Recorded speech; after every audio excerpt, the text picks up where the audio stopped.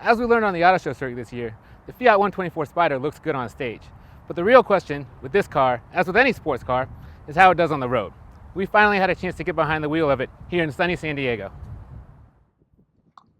One of the things that I first noticed about the 124 Spider is that the driving definitely backs up the looks. It's pretty fun to be behind the wheel. However, this is not a high-performance sports car. I spent most of my day in the base trim of the 124 Spider, which is called the Classica. Now, under the hood of that car, you'll find a turbocharged 1.4-liter four-cylinder that it shares with the Fiat 500 Abarth. This engine produces more torque and a bit more horsepower than the engine you'll find in the Mazda Miata. However, it matches this car better because it has about 100 pounds more of curb weight. Even though it doesn't offer world-beating performance, this engine matches this car very well in many ways. People have for years been asking Mazda to throw a turbocharger into the Miata, and this is a sort of similar version to that. The extra torque definitely comes in handy when you're doing things like climbing steep grades.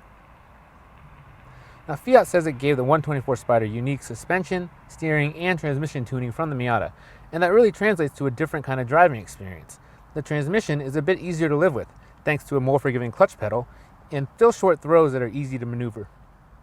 The suspension is definitely a little bit softer, which means you get more body roll in the corners. However, it doesn't feel loose by any stretch.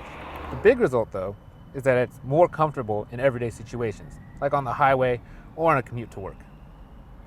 Overall, the 124 Spider is one of the most approachable sports cars I've ever driven, but that's no slight. It excels as an everyday driver, while still being a willing and able participant when you want to push it and have a bit more fun behind the wheel.